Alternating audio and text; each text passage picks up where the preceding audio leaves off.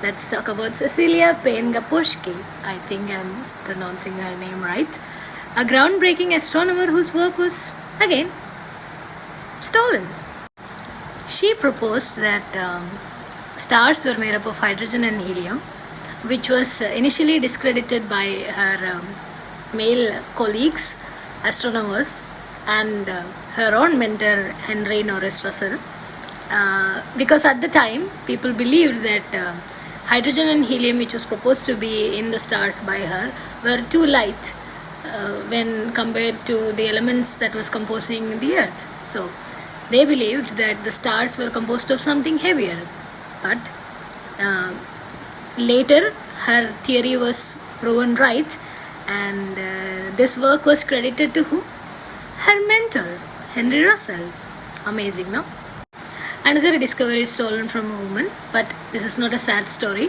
She went on and had a distinguished career.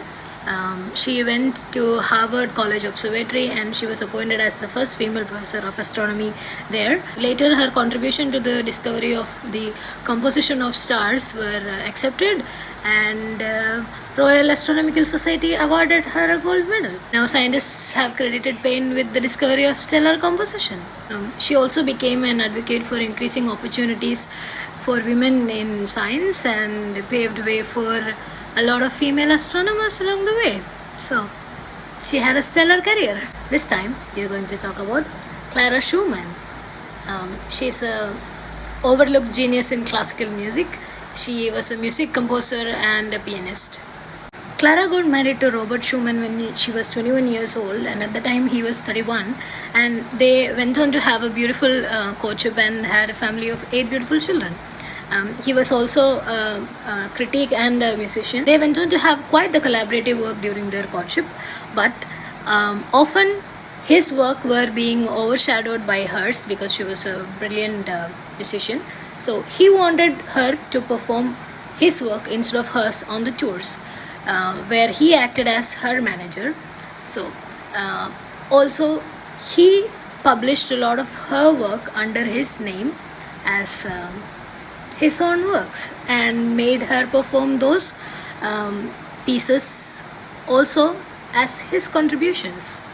Even after being quite the piano protege, the daughter of Friedrich Wieck, who was also a well-known piano teacher, she couldn't escape from the gender disparity of her age, where women's compositions were considered as secondary to men's and quite often overlooked.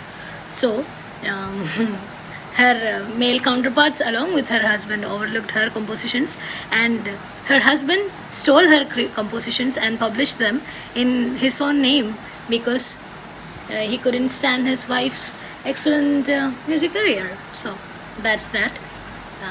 Later, in 20th century, her work was rediscovered, and now we know who the real composer was.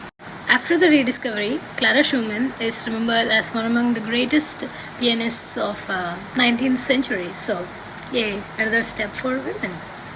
Let's talk about Katherine Johnson, the mathematician who helped put a man on the moon.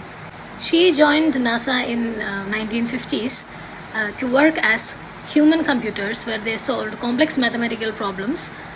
Their ability to solve mathematical problems were trusted even more than the computers. So every time NASA had to launch a mission, they would actually rely on these women's ability to calculate.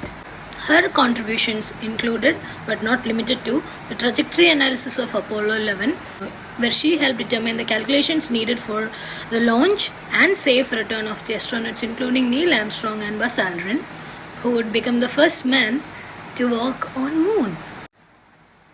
Even though her work was indispensable, the white men's club that the science was at the time could not comprehend the fact that a woman, let alone an African American woman, could comprehend such complex mathematical equations. Didn't sit well with them, and she had to face a lot of gender discrimination as well as racial discrimination and bias at the time. But there is hope. This story has a happy ending. In 2015, then President Barack Obama awarded her with the Presidential Medal of Freedom, which is the highest national civilian honor for her work in NASA. In 2016, a movie named Hidden Figures, based on the book by Margaret Lee, shed light on the lives of Johnson, Dorothy Vaughan, and Mary Jackson, who were three African American women who played critical roles in NASA during their space race. So yeah, and the tiny victory for women. Meet Henrietta, or better known as HeLa, the woman behind HeLa or HeLa cells, which we all know and have worked with at least once in our lifetime if we work in science, especially in biomedical sciences. And I'm sorry for using your cells, but you are immortalized and your legacy continues. So here is the story of HeLa. This time we are not talking about an intellectual property. This time we are actually talking about the human body. So in 1951, Henrietta sought treatment at the Johns Hopkins Hospital, which treated African American women at the time, which was very rare. So she sought help for abnormal growth in her cervix, and her then doctor Gregory Gray took a sample of this abnormal growth from her and used it for research without her consent. Taking a sample for testing is one thing, and taking a sample for research is something else. So here we are talking about the gray area in patient samples which is used for research. The cells obtained from Henrietta's tumor were unlike any human cells that we have seen in lab till the time. These cells could multiply and they could maintain a steady population in laboratory environment without dying, and they could be cultured indefinitely. And at the time, this was not observed in any other human cells. So these cells became the first immortalized human cell line and later known as HeLa, HeLa for Henrietta. But the gray area is that Henrietta never knew about this, or her family. They got to know about this 20 years later. So this was done without consent, but HeLa cells became the holy grail for research for cancer biology, virology, genetic mapping, and AIDS research. Henrietta later died in 1951 due to the lack of treatment for her cervical cancer, but her family was not informed about the existence of HeLa cells 20 years after the discovery of this particular cell line. So this was not consented by her or her family, and this sparked conversations on lack of consent and ethical issues in research field. So yeah, even in death, women are reforming science. Let's talk about Nettie Stevens, the woman who discovered chromosomal sex determination. Nettie discovered the chromosomal basis for sex determination, that is, the XX in female and XY in male chromosomes is what determines the sex. But her work has been mostly discredited by men, and especially by her colleague Thomas Hunt Morgan, who went on to win a Nobel Prize in related field, while, surprise, surprise, Nettie was ignored. Like, who's surprised at this point?